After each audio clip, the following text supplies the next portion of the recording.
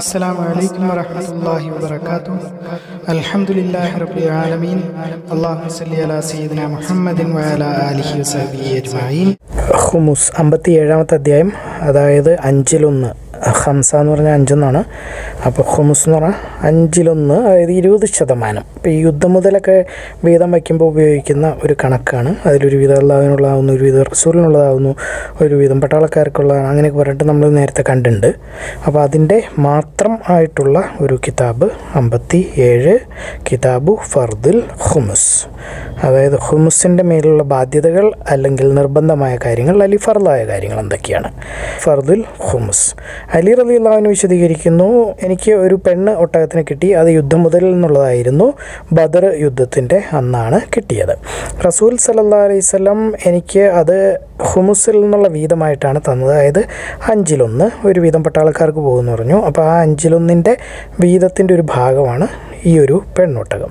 ഞാൻ ഫാത്തിമയെ കല്യാണം കഴിക്കാൻ ആഗ്രഹിച്ചപ്പോൾ, അതായത് അല്ലാഹുവിൻ്റെ റസൂൽ സല്ലല്ലാഹു അലൈഹി വസല്ലമയുടെ മകൾ, എനിക്ക് ഒരു സ്വർണ്ണപ്പണിക്കാരനുമായിട്ട് ഒരു മീറ്റിംഗ് ഉണ്ടായിരുന്നു, അല്ലെങ്കിൽ ഒന്ന് കാണണമായിരുന്നു.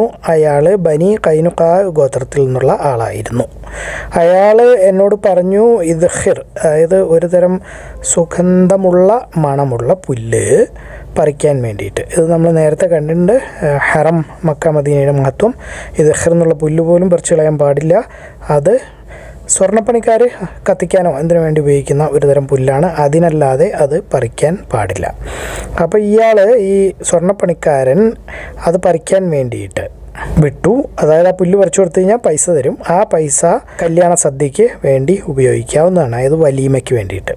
ഞാൻ എൻ്റെ പെണ്ണൊട്ടകത്തിനും പിന്നെ ഉപകരണങ്ങൾ, അതായത് അതിൻ്റെ പുറത്തിരിക്കുന്ന ജീനി, കടിഞ്ഞാൻ, ചാക്കുകൾ, ഒട്ടകത്തിൻ്റെ പുറത്ത് ഇടാൻ പറ്റുന്ന സാധനങ്ങൾ, അതുപോലെ കയറുകൾ. ആ സമയത്ത് എൻ്റെ 2 പെണ്ണൊട്ടകങ്ങളും ഒരു അൻസാരി മനുഷ്യൻ്റെ വീടിൻ്റെ പുറത്ത് മുട്ടുകുത്തിയിരിക്കുകയായിരുന്നു. മുട്ടുകുത്തുക എന്ന് പറഞ്ഞാൽ മുട്ടുകുത്തി താഴെയിൽ കിടക്കുന്നതിനെയാണ്. അതിപ്പോൾ നമ്മൾ വണ്ടി പാർക്ക് ചെയ്യുന്ന പോലെ ഒട്ടകം താഴെ കിടക്കുന്നു. ഞാൻ ഈ പുല്ലെല്ലാം മുറിച്ചെടുത്തുകൊണ്ട് വന്നപ്പോൾ എനിക്ക് പറ്റിയത്രയും ഞാൻ കൊണ്ടുവന്നു. ഞാൻ കണ്ടു എൻ്റെ 2 ഒട്ടകങ്ങളുടെയും പൂഞ്ഞ വെട്ടിക്കളഞ്ഞിരിക്കുന്നു. അപ്പോൾ ഒട്ടകത്തിൻ്റെ മുതുകിൽ വെള്ളം സ്റ്റോർ ചെയ്ത് വയ്ക്കാൻ വേണ്ടിയിട്ടുള്ളൊരു സാധനമുണ്ട്, മുതുക്, പൂഞ്ഞ. അത് രണ്ടും വെട്ടിക്കളഞ്ഞു, ആരോ മുറിച്ച് കളഞ്ഞേക്കുന്നു. അതുപോലെ അവയുടെ വശങ്ങളും കീറിയിരിക്കുന്നു. ലിവർ അല്ലെങ്കിൽ കരളിൻ്റെ ഒരു ഭാഗം പുറത്ത് കാണാമായിരുന്നു. അപ്പോൾ സൈഡിൽ നിന്നും കൂടെ അങ്ങ് വെട്ടി കളഞ്ഞു. അപ്പോൾ വയറ് തുറന്നിട്ട് കരൾ പുറത്ത് കാണാൻ പറ്റുന്ന പോലെ. എൻ്റെ 2 പെണ്ണൊട്ടകങ്ങളുടെയും അവസ്ഥ ഞാൻ കണ്ടപ്പോൾ എനിക്ക് എൻ്റെ കണ്ണീര് തടഞ്ഞു നിർത്താൻ കഴിഞ്ഞില്ല. ഞാൻ ചോദിച്ചു, ആരാണിത് ചെയ്തത്? അപ്പോൾ ആളുകൾ പറഞ്ഞു, ഹംസ ഇബ്നു അബ്ദുൽ മുത്തലിബ് ആണ്. ആള് ഇപ്പോൾ ഏതോ അൻസാരിയുടെ വീട്ടിൽ കള്ളും കുടിച്ച് ഇരിപ്പുണ്ട്. അപ്പോൾ ഇത് കള്ള് നിരോധിക്കുന്നതിന് മുമ്പുള്ളതായിരിക്കും. ഞാൻ നേരെ റസൂൽ സല്ലല്ലാഹു അലൈഹി വസല്ലം അടുത്തേക്ക് പോയി. സെയ്ദ് ബിൻ ഹാരിസ അവിടെ അദ്ദേഹത്തിനോടൊപ്പം ഉണ്ടായിരുന്നു.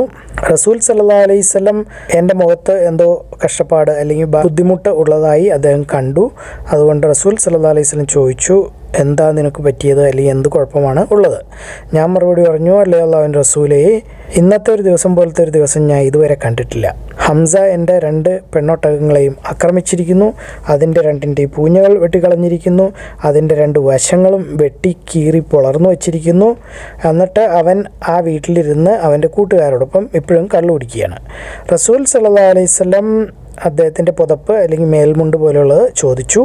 അത് എടുത്ത് ഇട്ടു. എന്നിട്ട് അദ്ദേഹം നടക്കാൻ തുടങ്ങി. ഞാനും സെയ്ദ് ബിൻ ഹാരിസയും അദ്ദേഹത്തിൻ്റെ പുറകിൽ നടക്കുന്നു. അങ്ങനെ അവർ ഹംസ താമസിക്കുന്നു അല്ലെങ്കിൽ ഇരിക്കുന്നു എന്ന് പറഞ്ഞ വീട്ടിൽ എത്തിയപ്പോൾ അദ്ദേഹം അകത്ത് കയറാൻ അനുവാദം ചോദിച്ചു. അവർ അനുവാദം കൊടുത്തു. അവരെല്ലാവരും കള്ളു കുടിച്ച് ബോധമില്ലാതെ ഇരിക്കുകയായിരുന്നു.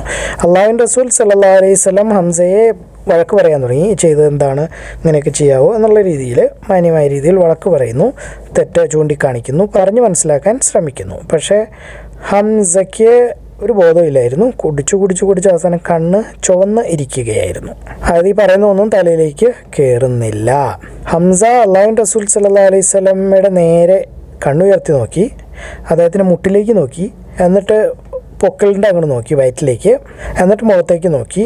അത് കഴിഞ്ഞിട്ട് ചോദിച്ചു, നീ എൻ്റെ വാപ്പാടെ അടിമയല്ലേ എന്ന് ചോദിച്ചു. അതായത് ആളെപ്പോലും റസൂലിനെ പോലും തിരിച്ചറിയാൻ പറ്റുന്നില്ലാത്ത അവസ്ഥയിലാണ്, കള്ളുകുടിച്ച് ബോധമില്ലായിരിക്കുകയാണ്.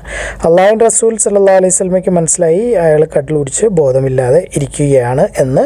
അള്ളാഹുവിൻ്റെ റസൂൽ സല്ലല്ലാഹു അലൈഹി വസല്ലം അവിടെ നിന്ന് പിന്തിരിഞ്ഞു പോയി. ഞങ്ങളും അദ്ദേഹത്തോടൊപ്പം തിരിച്ചുപോയി. അന്നാലിയൻ കാല കാനത്ത് ലീ ഷാരിഫുൻ മിൻ നസീബി മിനൽ മഗ്നമി യൗമ ബദ്രിൻ വകാന നബിയു സല്ലല്ലാഹു അലൈഹി വസല്ലം അഅ്താനി ഷാരിഫൻ മിനൽ ഖുമുസി ഫലമ്മാ അറദ്തു അബ്തനിയ ബി ഫാത്തിമത ബിൻതി റസൂലില്ലാഹി സല്ലല്ലാഹു അലൈഹി വസല്ലം വഅത്തു റജുലൻ സവാഖൻ മിൻ ബനി ഖൈനുഖാ أن يرتحل معي فنأتي بإذخر أردت أن أبيعه الصواغين واستعين به في وليمة عرسي فبين أنا أجمع لشارفي متاعا من الأقطاب والغرائر والجبال وشارفاي مناختان إلى جنب حجرة رجل من الأنصار فرجعت حين جمعت ما جمعت فإذا شارفايا قد أجبت أسنمتهما ويقبرت حواصرهما وأخذ من أكبادهما ولم أملك عيني حين رأيت ذلك المنظر منهما فقلت من فعل هذا فقالوا فعل حمزة بن عبد المطلب وهو في هذا البيت في شرب من الأنصار فانطلقت حتى أدخل على النبي صلى الله عليه وسلم وعنده زيد بن حارثة فعرف النبي صلى الله عليه وسلم في وجهه الذي لقيته فقال النبي صلى الله عليه وسلم ما لك فقلت يا رسول الله ما رأيتك اليوم قط عدا حمزة على ناقتي فجب أسنمتهما وبقر حواصرهما وها هو ذا في بيت معه شرب فدعا النبي صلى الله عليه وسلم بردائه فارتدى ثم انطلق يمشي واتبعته أنا وزيد بن حارثة حتى جاء البيت الذي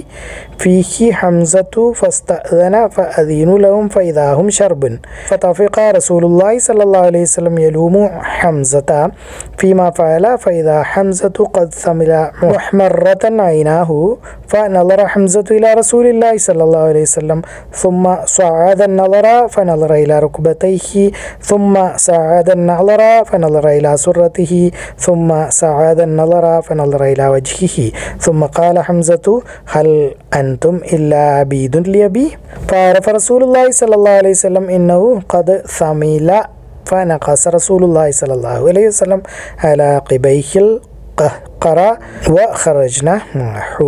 ആയിഷ റളിയല്ലാഹു അൻഹ വിശദീകരിക്കുന്നു, വിശ്വാസികളുടെ മാതാവ് അല്ലാഹുവിൻ്റെ റസൂൽ സല്ലല്ലാഹു അലൈഹി വസല്ലമയുടെ മരണത്തിന് ശേഷം ഫാത്തിമ അലൈഹിസ്സലാം അല്ലാഹുവിൻ്റെ റസൂൽ സല്ലല്ലാഹു അലൈഹി വസല്ലമയുടെ മകൾ അബൂബക്കർ സിദ്ദീഖിനോട് ചോദിച്ചു, അല്ലാഹുവിൻ്റെ റസൂൽ സല്ലല്ലാഹു അലൈഹി വസല്ലമയുടെ സമ്പത്തിൽ നിന്നും എനിക്ക് അവകാശപ്പെട്ടത് തരൂ എന്ന്.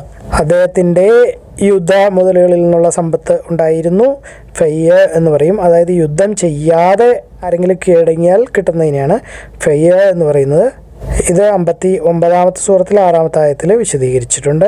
അള്ളാഹു എന്താണോ റസൂലിന് കൊടുത്തത് ഫയ്യ എന്ന കൂട്ടത്തിൽ അതിൽ നിന്നും വീതം വേണം. അതാണ് ഫാത്തിമ അലൈഹിസ്സലാമിൻ്റെ ചോദ്യം. ഇതിലും ശ്രദ്ധിക്കുക, ഫാത്തിമ എന്നൊക്കെ പറയുമ്പോൾ നമ്മൾ റളിയല്ലാഹു അൻഹ എന്ന് പറയാറുണ്ടെങ്കിലും പൊതുവെ പലപ്പോഴും ഹദീസ് കിതാബുകളിൽ അവരുടെ പേര് പറയുമ്പോൾ അലൈഹിസ്സലാം എന്നാണ് പറഞ്ഞിരിക്കുന്നത്. നമ്മൾ നേരത്തെ പറഞ്ഞിരുന്നു, പല ഇമാമിങ്ങളും അങ്ങനെ തന്നെയാണ് പറയാറ് 4 പേരുടെ കാര്യം വരുമ്പോൾ. അതായത് ആണുങ്ങൾ എല്ലാം തികഞ്ഞവർ ഒരുപാട് പേരുണ്ട്, പക്ഷേ എല്ലാം തികഞ്ഞ സ്ത്രീകൾ 4 പേരേ ഉള്ളൂ എന്ന് പറയുന്ന റസൂലിൻ്റെ ഒരു ഹദീസുണ്ട്, ഖൈറുൻ നിസാഇ അർബഅ എന്ന് പറഞ്ഞ് തുടങ്ങുന്നത്.